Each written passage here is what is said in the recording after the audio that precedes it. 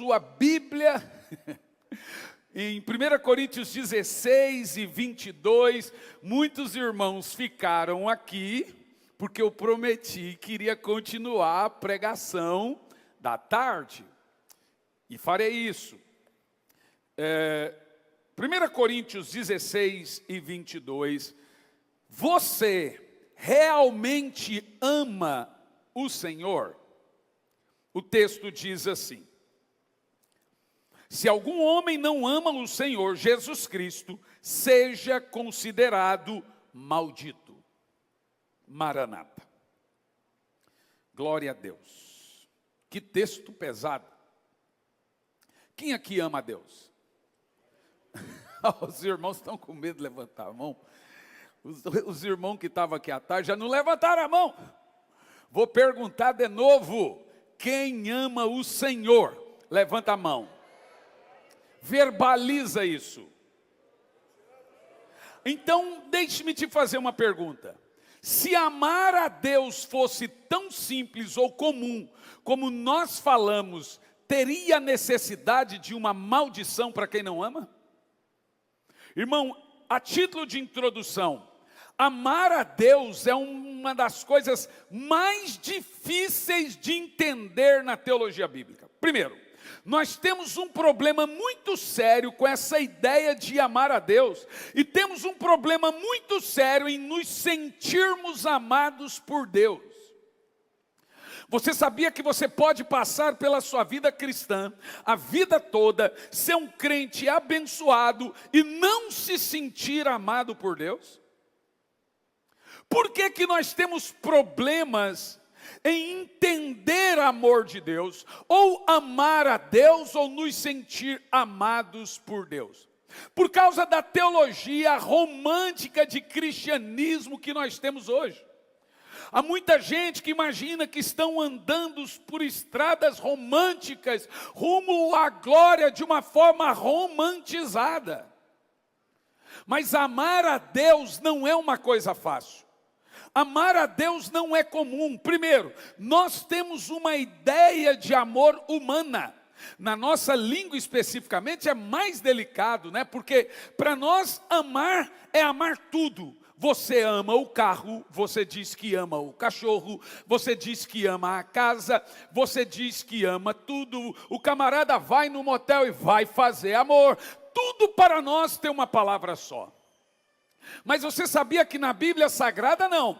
Já prevendo que nós somos cheios de ídolos, a Bíblia Sagrada tem uma palavra apenas para cada tipo de amor. A Bíblia não mistura a palavra amor, mas a pergunta que eu faço inicialmente é: se você diz que ama a Deus, qual critério você usou para garantir que o seu amor é verdadeiro? Como é que você sabe que você ama a Deus? Se a ideia que nós temos de amor é humana e não divina. Como é que você sabe que o seu relacionamento com Deus é um relacionamento pautado em amor e não num relacionamento religioso? Tem muita gente que tem uma relação religiosa com Deus e não uma relação de fé. Se você for pegar o Novo Testamento inteiro é sobre relacionamento. E esse é um ponto extremamente importante que nós devemos analisar. O texto começa assim: se alguém não ama o Senhor, seja amaldiçoado. Palavras duras, porém reais e verdadeiras. Por exemplo, um dos problemas que nós temos em entender o amor de Deus é a revelação absurda que nós temos de lei e de graça. Você sabe o que é lei e o que é graça de uma forma bem simples. Por exemplo, lei é uma placa verdinha em cima de um gramado dizendo: não pise. Isso é lei. Graça é o mesmo gramado sem placa. O que a igreja moderna faz? Onde é que está escrito que eu não posso pisar? A lei cuida de pecado, a graça cuida de pecador. Se a graça passar a lidar com o pecado de novo, ela deixa de ser graça. Lei é um meio-fio pintado de amarelo. E o que é que você vai fazer? Não pode parar. Graça é o meio-fio que não está pintado. O que você vai fazer? Estacionar na porta de alguém? O apóstolo Paulo chama a graça de o bom senso da lei. Você não lê, você não vê, mas você sabe que está ali. Lei é um mandamento que vemos, graça é um mandamento que cremos. Agora, como nós interpretamos isso? Por exemplo, as pessoas dizem constantemente que Deus tirou, que o Novo Testamento, sinceramente, ele fez caducar a lei. O que você acha dessa definição? Você acha que a lei foi caducada? Comenta aqui embaixo. Tem gente realmente que ouve essas teologias que vêm do buraco do tatu, para não falar de outro lugar, e começam a replicar, dizendo que Jesus é o fim da lei. Ô pastor, mas foi Jesus que disse isso. Foi a Bíblia, e a Bíblia afirma que Jesus é o fim da lei. Ela diz isso? Sim, ela diz. Mas qual lei? Qual lei que a Bíblia diz que ele aboliu e que ele é o fim? Para você entender qual lei, você precisa compreender que existem dois tipos de lei na Bíblia.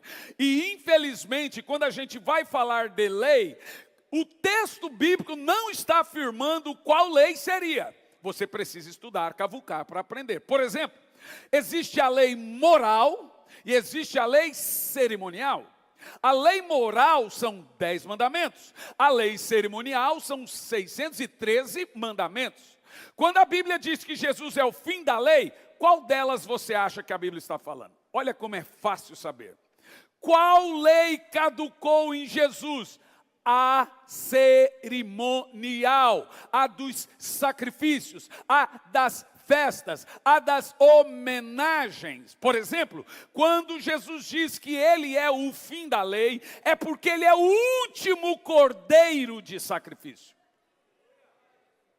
Depois de Jesus não tem mais lei de sacrifício. Por isso que o fim da lei do cordeiro de 1 ano de idade de um Yom Kippur, o fim do Yom Kippur é Cristo.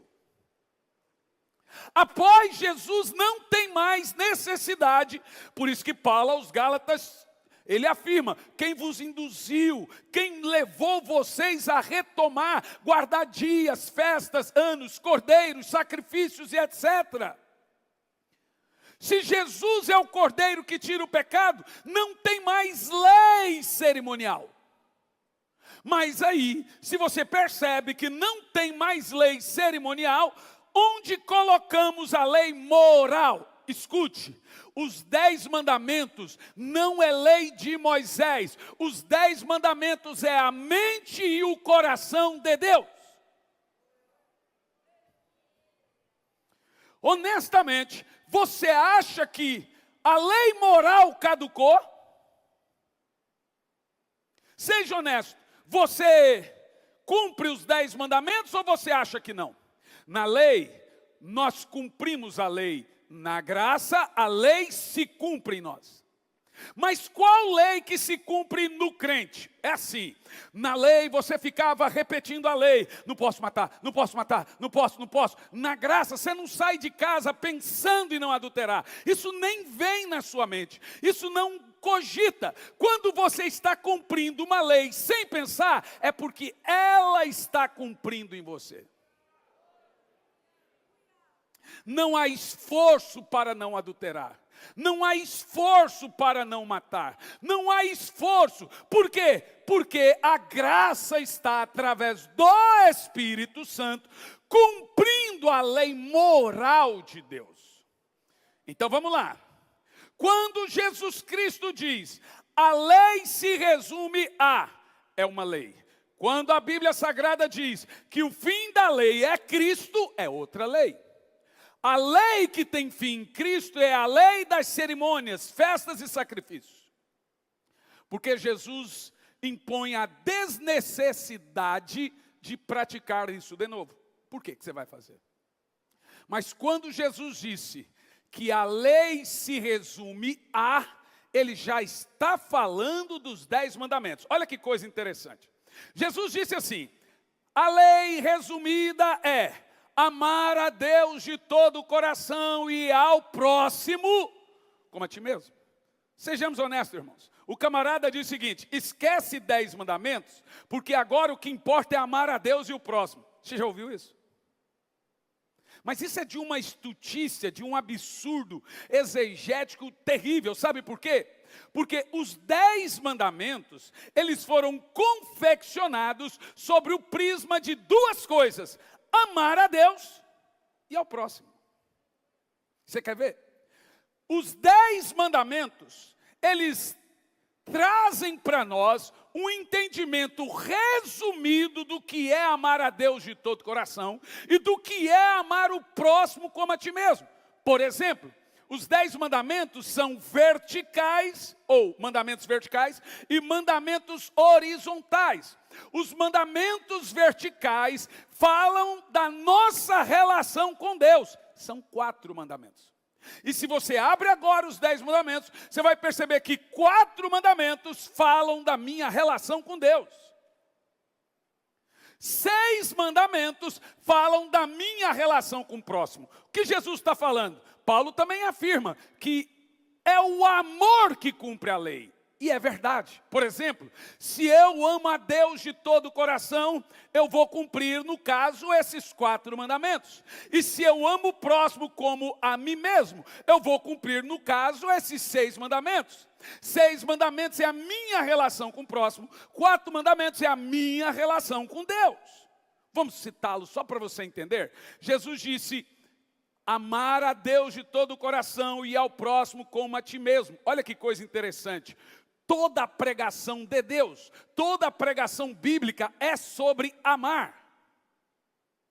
Então, por exemplo, o que é amar a Deus de todo o coração? Aí você vai ter que inevitavelmente ir para os 10 mandamentos. Não terás outros deuses diante de mim. Amar a Deus de todo o coração. Não farás para ti imagem de escultura. Amar a Deus de todo o coração. Não fala o nome do Senhor teu Deus em vão. Amar a Deus de todo o coração. E guarda o dia do Senhor. Amar a Deus de todo o coração. Ou seja, você só consegue cumprir esses 4 mandamentos da lei, dos 10 mandamentos, amando a Deus de todo o coração. E os 6? Olha que coisa interessante. O que é amar o próximo como a ti mesmo? Não matarás, amar o próximo como a ti mesmo. Não furtarás, amar o próximo como a ti mesmo. Não dirás falso testemunho, amar o próximo como a ti mesmo. Honrar pai e mãe, amar o próximo como a ti mesmo. E não cobiçarás, amar o próximo como a ti mesmo. Você percebeu que são 6 mandamentos que exatamente o que Jesus e Paulo nos ensina, que você só pratica amando o próximo como a ti mesmo. Aí, irmão, vamos ser bem honestos. Como é que você me diz, e eu e você, a gente pega e diz que ama a Deus, se precisa de mandamentos no Novo Testamento e mandamentos no Velho Testamento? Olha, o Sermão do Monte são 3 capítulos, 5, 6 e 7 de Mateus, são 118 versículos e 53 doutrinas. E Mateus 7 diz, terminando Jesus seu ensinamento, toda a multidão se admirou de suas doutrinas. São 53 doutrinas, e falam sobre o quê? Em suma, amar a Deus. É um exercício terrível. Nós precisamos agora mesmo, pastor, existe algum teste bíblico que eu possa descobrir se eu amo a Deus? Vou te explicar. Não dá para você aferir que você ama a Deus só porque você está dizendo. Não dá. Então, como eu sei que amo a Deus? Tem como? Tem. Romanos capítulo 5, no versículo 5, vamos analisar um pouco esse texto. Diz assim: a esperança não confunde. Olha que coisa, gente. Vamos ler junto? Vamos. Porque o amor de Deus é derramado. Olhe bem. O amor de Deus não é sentido, não é sentimento. Ele é um batismo. Pegue bem, a mesma palavra do dia de Pentecostes, derramar. A mesma palavra de batismo, derramar, refere-se ao amor. O amor de Deus é uma obra, é uma construção, é um batismo do Espírito no coração do homem. Nós somos caídos, nós somos pecadores. Jeremias diz que é uma doença no nosso coração incurável. Não tem como amar a Deus sem uma obra do Espírito. Diz, porque o amor de Deus é derramado em nossos corações pelo. Então vamos lá. Quem nos leva a amar a Deus? Quem derrama no nosso coração o amor pelo Senhor? Então, como um homem diz que ama a Deus sem comunhão, interação com o Espírito Santo? Sejamos honestos, se não há uma aproximação entre nós e o Espírito Santo, não há relacionamento entre nós e Deus. Vou te explicar isso. Projeta para mim, 2 de Paulo aos Coríntios, capítulo 13, no versículo 14. Texto amplamente conhecido, todos nós sabemos que texto é esse, mas esse texto revela o grande ministério do Espírito Santo. É a famosa bênção apostólica do Novo Testamento. O texto diz assim: a graça do Senhor Jesus, o amor de Deus e a comunhão do Espírito seja com todos. Irmão, quando tu lê esse texto, o que é que vem na tua cabeça? Vamos lá, número 1, de acordo com esse texto, qual é o ministério de Jesus? Está escrito ali, qual é? Graça. Se graça é ministério de Jesus, qual é o ministério do Pai? Amor. Se graça de Jesus, amor do Pai, qual é o do Espírito Santo? E a palavra comunhão, amplamente, todo mundo conhece, que os irmãos, nossa Assembleia de Deus é a escola bíblica. É a palavra koinonia. E ela tem 3 significados: amizade, intimidade e comunhão. Veja bem, quem é o Espírito Santo nessa história? É simples. Quando Deus quis honrar seu Filho e demonstrar amor a Ele, o que ele fez? Está na Bíblia. Ele deu o Espírito Santo a Ele. E quando o Espírito Santo veio sobre Jesus, Ele disse: meu Filho amado. Jesus é a revelação de Deus para o mundo. O Espírito Santo é a revelação de Deus para a igreja. Deus enviou o seu Filho ao mundo, e Deus enviou o Espírito Santo para a igreja. Para qual motivo?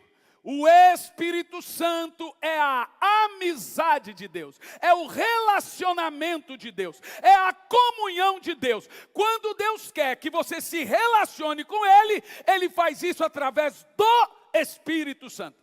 Significa que sem relacionamento com o Espírito Santo, não tem relacionamento com Deus. Agora você vai saber se você ama a Deus. Vamos agora medir nosso amor com Deus pela nossa relação com o Espírito Santo. Como é que está? Porque, vamos lá, presta atenção. Como que o Espírito Santo produz amor por Deus dentro de mim? E esse amor é chamado de quê? Tu quer ver? Gálatas capítulo 2 e 22. Vamos observar. A gente conhece o texto, mas às vezes passa um pouco batido. Gálatas 5 e 22. Gálatas 5 e 22. Irmãos, eu louvo a Deus pela vida dos irmãos, me ajuda muito. Isso aqui é muito importante na didática. Olha o que diz o texto. Vamos ler todos juntos? Mas o fruto do Espírito, de novo, do início. Mas o fruto do Espírito é amor. Vamos parar até aí que a gente sabe que tem mais 8 virtudes. Agora presta atenção. O texto não está dizendo que se você amar o Senhor, você terá o fruto do Espírito. É o contrário. O texto está dizendo que a produção do fruto do Espírito gera amor. E como é que isso acontece? Não é tipo assim, eu estou aqui sem fazer nada, sem me relacionar com o Espírito Santo e ele está gerando em mim fruto do Espírito. Não. Gente, nada o Espírito Santo fará comigo sem mim. Tudo que ele for fazer, ele faz através do relacionamento. Lembre-se do que ele é. Ele é a palavra relacionamento, é a palavra comunhão. O ministério do Espírito é relacionar. É Ele que gera a vida de Deus em nós. É Ele que gera Cristo. Veja, Ele gerou o mundo sobre as águas. Ele que gerou Jesus e Maria. E Ele que gera Cristo no crente. Romanos 8, 29. Ao que antecipadamente conheceu, também os predestinou para se tornarem mais semelhantes de Jesus. O Espírito Santo produz. Mas entenda, não é só o Espírito Santo. O céu, o Espírito Santo é reativo. O irmão me diz, pastor, eu não ouço a voz de Deus. Eu disse, se você não está ouvindo Deus, é porque provavelmente Deus não está ouvindo você. O céu não é ativo, ele é reativo, é bater para abrir, é buscar para ser encontrado, é clamar para ser atendido. Nessa relação entre eu e o Espírito Santo, eu sou o buscador, eu vou atrás dele. Por isso que a Bíblia diz em Tiago que ele anseia por um relacionamento comigo. Nós precisamos entender. Então, primeiro, o Espírito Santo gera em mim amor pelo Senhor. Esse é o fruto. Segundo, o Espírito Santo também faz eu entender o quanto Deus me ama. Gálatas capítulo 4, no versículo 6, o Espírito Santo não só está gerando em mim amor pelo Senhor, como ele agora também está gerando em mim entendimento de amor por Deus, por mim. Gálatas 4 e no versículo 6. Todos nós também conhecemos esse texto. Olha o que diz o texto. Porque sois filhos, Deus enviou aos vossos corações o Espírito Santo, ou o Espírito de seu Filho, ao nosso coração, para que Ele clama através de nós e em nós, que Deus é o quê? Pai. Veja, nós temos duas deficiências: amar a Deus e se sentir amado. Essas duas deficiências são resolvidas quando o meu relacionamento com o Espírito Santo é um relacionamento saudável. Você quer saber se você ama a Deus? Qual nota que você dá para a sua comunhão com o Espírito Santo?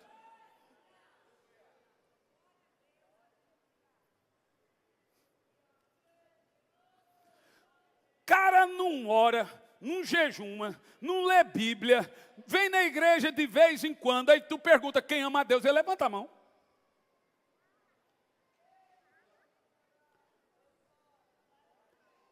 Irmãos, olha para mim. Qual relacionamento sobrevive sem comunicação?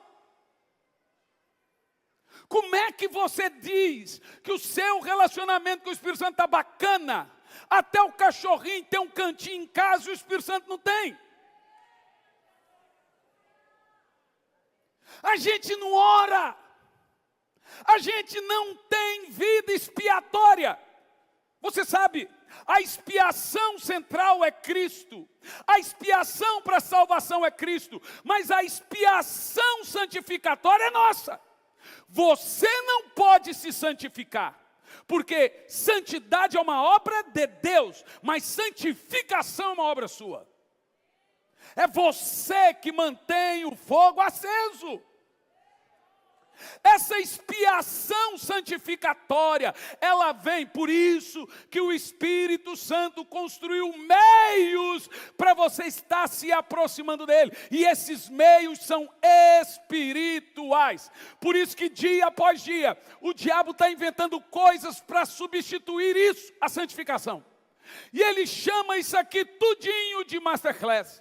Ele chama o que eu estou pregando de mindset. Na minha igreja tem uns 10 coaches, são servos de Deus e servem nas empresas, e eu acho uma boa profissão, mas aqui em cima é palavra. Isso aqui você não consegue de outra forma, nós precisamos ir no secreto. O Espírito Santo está lá. Deixa eu contar um negócio para os irmãos. Os irmãos prometem que não vão escandalizar e não vão contar para ninguém. Só está na Boas Novas, só, mas não vou contar para ninguém. Eu gosto muito de filme. E eu tenho uma vida de oração de 4h30 da manhã às 8, todo dia há 35 anos. E aí eu volto a dormir e depois, isso quando eu estou viajando, né, em casa, dou atenção para a filha, mulher e etc, e obreiros e igreja. E aí à tarde, todo dia eu tenho que assistir um filme. Eu já disse que eu vou consagrar Stallone a apóstolo. E eu gosto muito de filme. E tem 2 filmes que são tipológicos. Crônicas de Nárnia, C.S. Lewis, e Senhor dos Anéis, de Tolkien. Mas tem uns crentes que não sabem que Senhor dos Anéis é igual a Crônicas de Nárnia. Então estou te falando agora, mas também não vou fazer uma teologia sobre isso. E minha esposa foi para o salão e eu e meu filho falamos, vamos assistir de novo, gente. Todo ano assiste de novo. São 3 filmes, 4 horas, cada filme, 12 horas. E nós fomos assistir o filme. Primeiro filme, segundo filme, terceiro filme, 4 horas. E o filme inteiro tem um Gollum. A ideia do filme é mais ou menos assim. Os elfos tipificam os anjos, os orcs, os demônios, o anel, o pecado, Saulo, o Satanás, a coisa toda. E tem uma raça pura que tem que destruir o anel, que é o tipo do pecado. É desse jeito. E ele passa o filme inteiro, esse bichinho aí, o dono do anel, ele é consumido pelo anel. Ele era normal e o anel consumiu ele. É o que o pecado faz. E o filme termina ele caindo no abismo, no fogo, e o anel derretendo, e ele também. Ele morre, mas morre com o anel na mão. Terminou o filme. Vocês lembram como é que ele fala do anel, não? My precious. Ele chama o anel de meu precioso. Filme todo, 3 filmes. Terminou o filme, falei, filho, vou tomar um banho, vou deitar um pouco. É muitas horas de filme, a cabeça tá, né? Fui lá, tomei um banho. Quando eu fui saindo do meu quarto, eu ouvi uma vozinha assim, ó. Precious. Falei, Jesus amado. Só que eu estou confundindo realidade com mentira. E aí eu continuei, fui indo para o meu quarto e a voz de novo. Precious. Falei, gente. Na terceira vez eu percebi que aquele som estava vindo do meu quarto de oração. Falei, gente, se eu for lá, ninguém está me vendo, vai ver a vergonha que eu vou passar, não faz nenhum mal. Quando eu cheguei no quarto, eu ouvi uma voz dentro da minha consciência dizendo, sou eu, seu precioso. Se você me tratar como aquele bichinho faz com o anel, você faz isso? Você consegue ficar comigo agora 2 horas? Eu não estou te pedindo 12. Eu só estou te pedindo 2. Aqui. Eu sou o seu precioso. Eu sou de verdade o precioso. Olha que coisa interessante. Quando a Bíblia vai falar de Jesus, a Bíblia diz que Jesus é grandão. Efésios 1:10 diz de fazer convergir nele todas as coisas, planetas, tudo se dobra a Jesus. Ele é muito grande. A Bíblia diz que ele é maravilhoso, conselheiro, Deus forte, Pai da eternidade, príncipe da paz, e o governo está sobre seus ombros. Mas quando a Bíblia vai falar do Espírito Santo, tu já viu? Ela não diminui, ela não precifica, ela diz que ele é uma joia, um P.O., uma joinha tão cara, mas tão cara, que você tem que esconder. O que a Bíblia está falando disso? é a maneira que você trata. O Espírito Santo é um penhor, é uma joia, e isso não está falando da pessoa dele, está falando do relacionamento com ele. Nada no mundo é mais importante do que sua relação com o Espírito Santo. Jesus disse que depois que ele partisse, o Espírito Santo deveria ser nossa prioridade. Não é só crer que ele é Deus, tem que tratá-lo como Deus. Não é só crer que ele é uma pessoa, tem que tratá-lo de forma pessoal. Porque é Ele que vai desenvolvendo a minha relação com Deus. Quem vai te levar para o céu é o Espírito Santo. Quem vai te ensinar a ler a Bíblia é o Espírito Santo. Quem vai trazer revelações e visitações é o Espírito Santo. Ele é o Espírito dos profetas. Ele é o Espírito das Escrituras. Ele é o Espírito dos apóstolos. Ele é o Espírito de Cristo. Ele é o Espírito do Senhor. Ele é o Espírito de Deus. Ele gerou o mundo. Ele gera o homem. Nós precisamos dele. Nós temos que nos voltar para o Espírito Santo. Sem essa comunhão pessoal com ele, não é, gente, não é entendimento teológico do Espírito Santo apenas. Não é saber que ele é a terceira pessoa. A gente tem um entendimento teológico do Espírito Santo. É um entendimento relacional. O problema é que tem igreja aí que se o Espírito Santo for embora, eles nem vão perceber.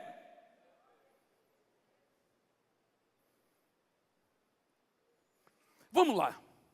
Vamos fazer um teste aqui agora. Vamos ver. Todos nós nos lembramos da ceia. E tal Jesus e os 12, na ceia, rindo, e etc, e tal. Jesus fecha a cara, bate na mesa, e ele diz assim: um de vocês vai me trair. Você lembra o que aconteceu depois? Foi uma reação em cadeia. Todos eles: sou eu, Senhor, sou eu, Senhor. Oh, irmão, eu não consigo ler esse texto. Como é que um cara tem coragem de falar assim: Jesus, eu vou te trair? Oxe, me diga você. Tu não sabe que me ama, não? Pior que não sabiam. Por isso que eles diziam: sou eu, Senhor, sou eu, Senhor. Aí teve um, quem foi? Que levantou, fez peitinho de pombo, olhou para os discípulos com ar de superioridade e disse: Senhor, por ti darei minha vida. Quem foi? Pedro. Vamos falar um negócio aqui? O que Pedro prometeu para Jesus? Qual tipo de amor ele prometeu? Vamos lá, fala. O amor sacrificial. Ele prometeu amar Jesus até a morte. Aí vem a pergunta: ele entregou? Vamos pensar nisso agora? Pedro realmente sabia que tipo de amor ele tinha por Jesus? Por quê, irmãos? Olha para mim.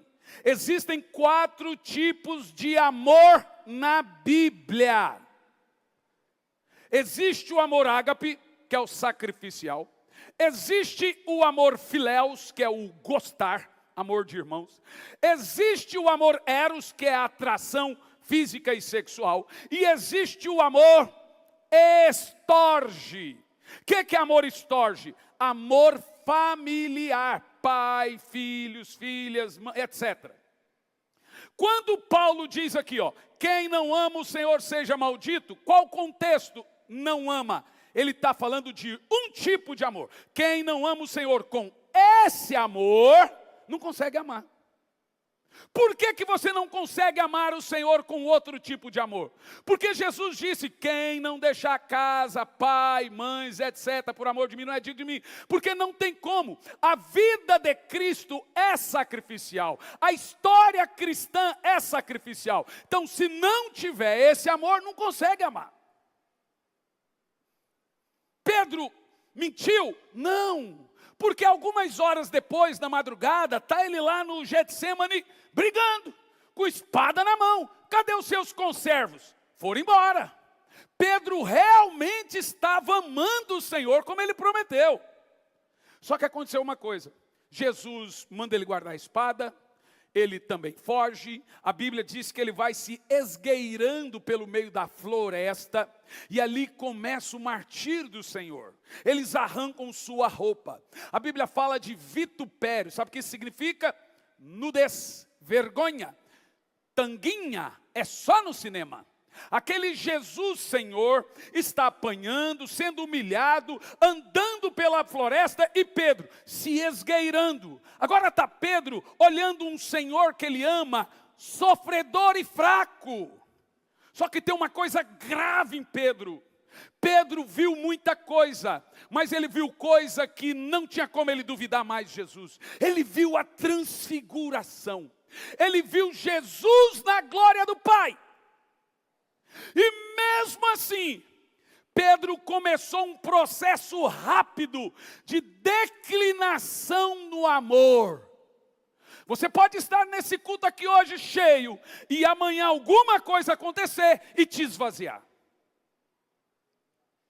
Por isso que de quando em quando a gente tem que rever nossa relação com Deus. Porque não tem nada mais perigoso na fé do que um crente frio. Ele é perigoso. Escuta essa. Jesus está indo rumo a Jerusalém, e Pedro observando de longe. Jesus tinha dito para Pedro: tá bom, você está dizendo que vai morrer por mim? Eu estou te dizendo que antes que o galo cante, por 3 vezes você vai me negar. De repente o galo canta. Pedro pede as contas na mesma hora. Ele desiste do ministério. Ele vai embora. Jesus morre. Em João 21:15, Jesus ressuscita. Ele vai atrás de quem em primeiro lugar? O que ele foi fazer atrás de Pedro? Tem gente que diz que ele foi atrás de Pedro para restaurar Pedro. Que restaurar, irmão? Vou te mostrar a restauração de Jesus a Pedro. Vamos lá. Jesus na ceia começou uma conversa com Pedro e não terminou. Quando ele ressuscita, ele vai continuar a conversa com Pedro. Que restauração é essa? Jesus olha para Pedro. Pedro está lá sentado numa taverna, jogando tigrinho. E Jesus olha para Pedro e diz: Pedro! Lá vem Pedro. Olha a primeira pergunta de Jesus. Me amas mais que os outros? Ixi, isso é restauração? Pedro prometeu que amava Jesus mais que os discípulos. Jesus veio agora cobrar, sabe o quê? A dívida. Você prometeu. Vai entregar? Jesus diz: você ainda me ama mais do que os outros? Só que tem uma coisa interessante. Olha, desse jeitinho está a pergunta de Jesus. Pedro, agape-me. Agape é o amor sacrificial. E olha como Jesus se dirige a Pedro. Pedro, agape-me. Tipo assim, você ainda vai morrer por mim? Pedro responderia. Como que Pedro deveria falar? Senhor, agapau. Que significa, sim, morro por você. Mas Jesus fala: Pedro, agape-me. Sabe o que Pedro responde? Senhor, fileus-me. O que significa fileus, irmão? Eu gosto. Jesus não perguntou isso.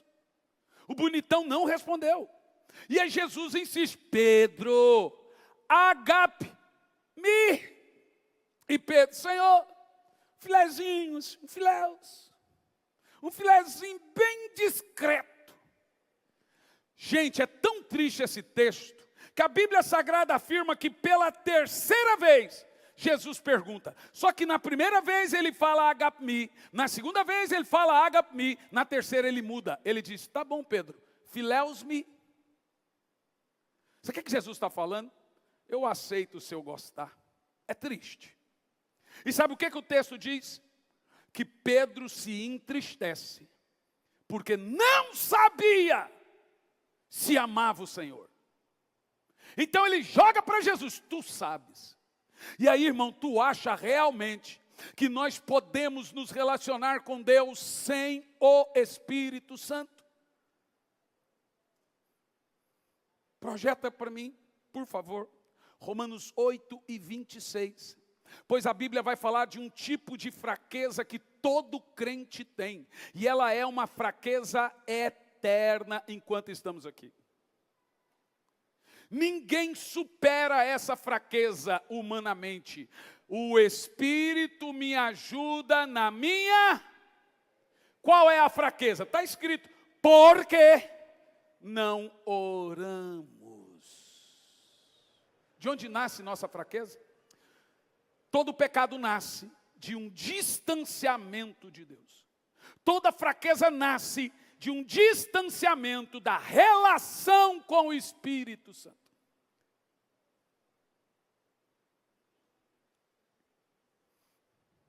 Eu queria que você levantasse a sua mão. Eu vou concluir essa parte aqui.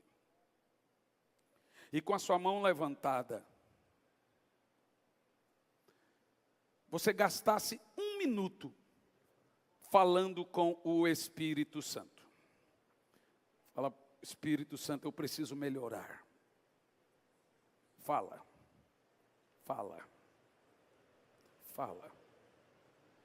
Fala. Porque o que eu vou concluir aqui agora me choca todo dia e arrebenta com o meu cristianismo. Olha para mim. Você sabe como Wesley chamou o avivamento? Sabe como? Ele recebe o Espírito Santo 8:30 da manhã. Ele já era missionário na Geórgia há 30 anos e não tinha o Espírito Santo. E ele vai visitar os morávios e vê os morávios cheios do Espírito Santo, orando em língua. Ele decide que ele não ia pregar até ser batizado com o Espírito Santo. E num dia, 8:30 da manhã, ele vai preparar o seu chá quente. E dá um espasmo no braço e a caneca voa.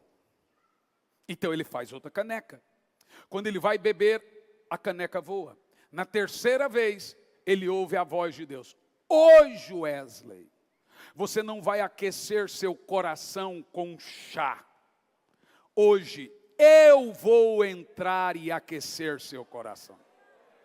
Ele é batizado com o Espírito Santo nesse dia. Wesley não tinha ganho, irmão, em 30 anos, uma alma. Ele foi mandado embora da igreja anglicana por fracasso. Depois, com o Espírito Santo, ele alcança 5 milhões de almas. O nosso resultado é o Espírito Santo, a nossa fé é o Espírito Santo, o nosso amor é o Espírito Santo, nosso cristianismo é o Espírito Santo. Nós precisamos voltar à relação com o Espírito Santo. Por isso que avivamento é luz na cabeça e fogo no coração. Avivamento é teologia pegando fogo.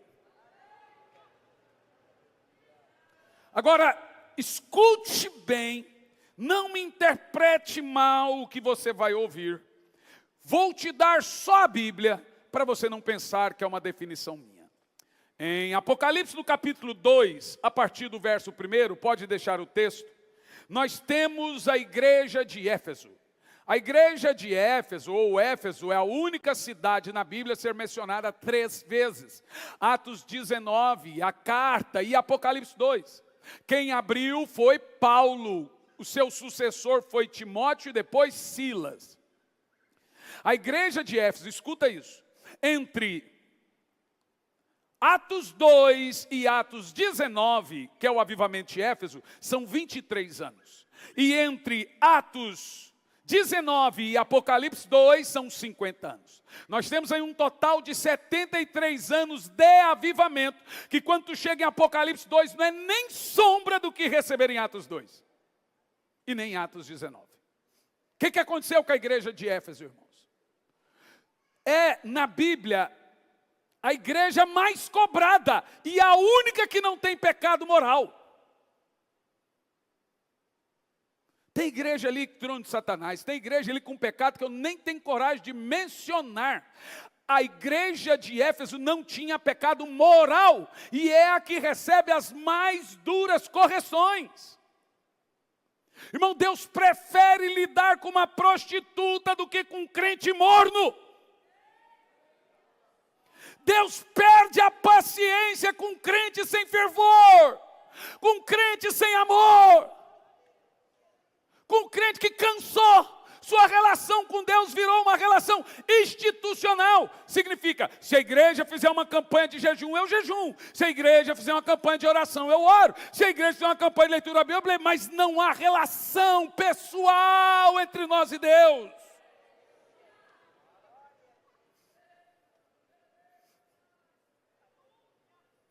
Por isso que a chamada principal da Bíblia, olha o que diz: os 2 discípulos no caminho de Emaús queimavam o nosso coração enquanto ele falava. Se você agora, nesse momento, não está ardendo pelo Senhor, tu precisa de um avivamento. Vamos pegar o texto de Éfeso. Apocalipse, capítulo 2, no versículo 1. A história de Éfeso começa assim. Presta atenção. Ao anjo da igreja em Éfeso. Repita essa parte, primeira parte, bem alto, por favor. Ao anjo. Agora me escute aqui.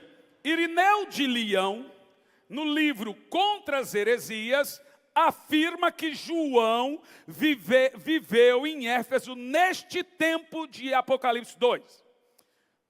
No tempo do imperador Trajano. Clemente de Alexandria afirma no livro Quem é o Rico que Será Salvo?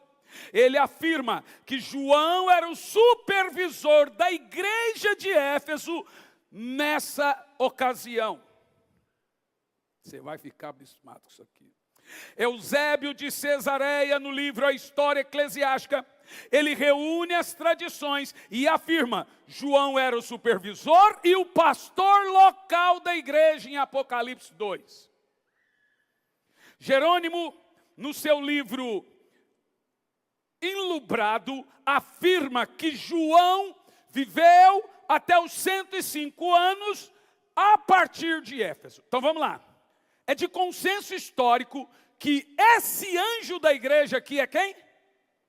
Qual João, irmãos? Aquele que Jesus disse: está aí sua mãe, está aqui seu filho. Aquele que foi jogado num latão, aquele exilado em Pátimos, o João da carta, o João do amor. E é interessante que nós estamos falando do João do amor. A igreja dele está sendo cobrada por falta de Santo Deus. Se um homem como João está sendo cobrado, que o Espírito Santo, que o Senhor tenha piedade de nós.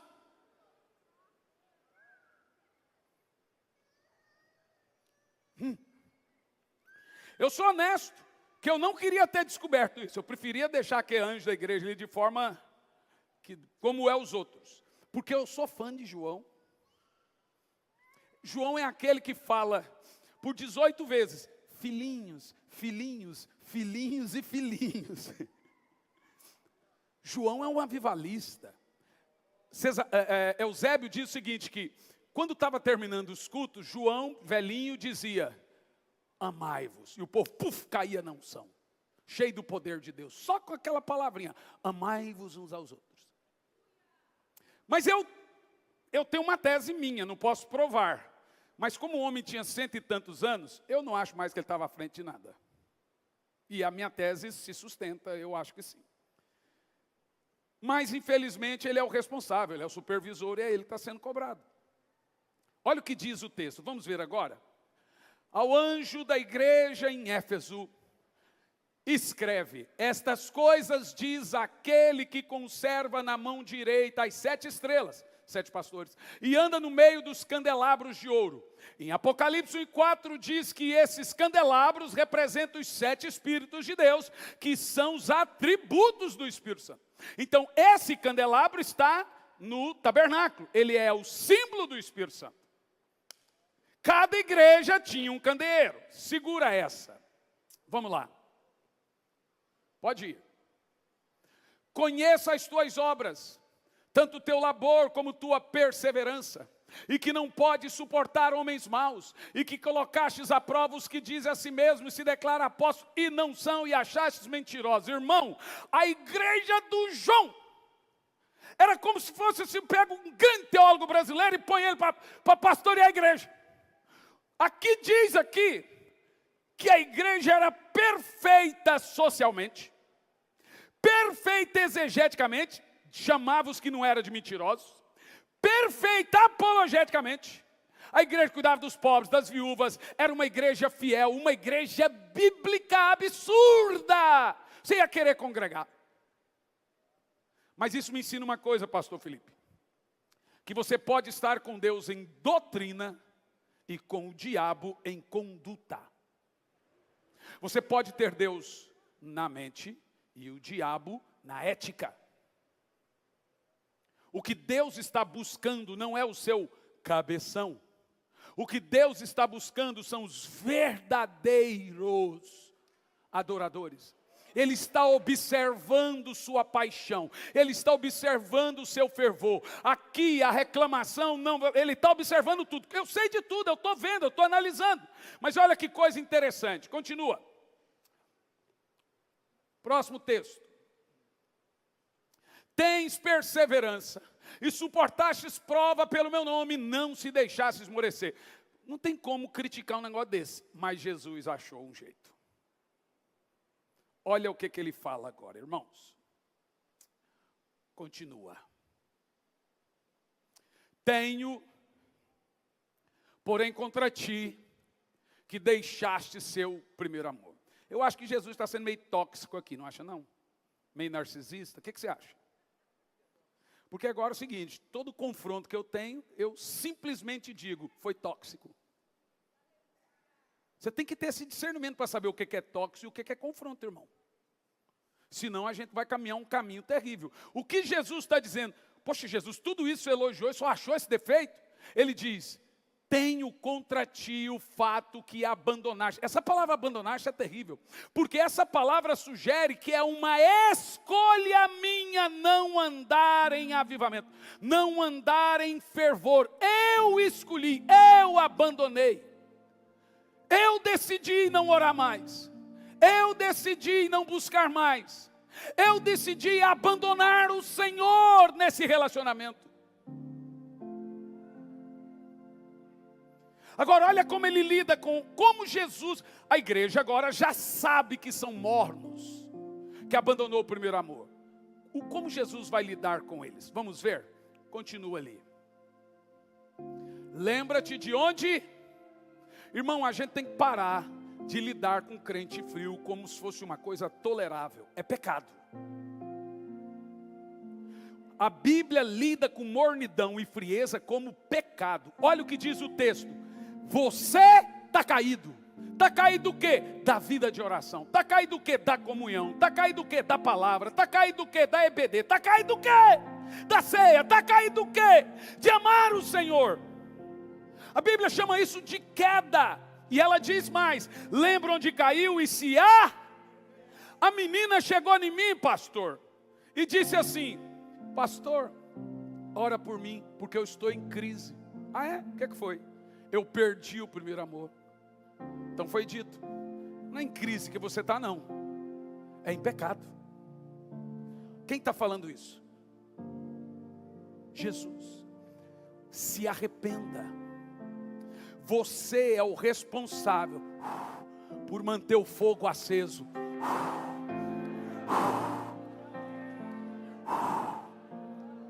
E ele conclui assim, ó.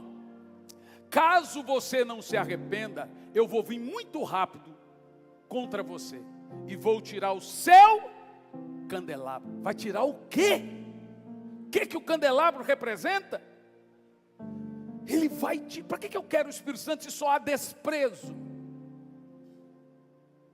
Por isso que Davi gritava, não retires de mim o Espírito Santo. Espírito Santo. Espírito Santo. Ame Ele por um minuto. Os irmãos do louvor podem vir. Ame com palavras e em línguas. Oh Espírito Santo, nós te amamos. Ele vai acender corações aqui hoje. Oh, Ele está acendendo de novo os corações. Aviva os corações aqui, Espírito Santo. Nós nos arrependemos pelo desprezo.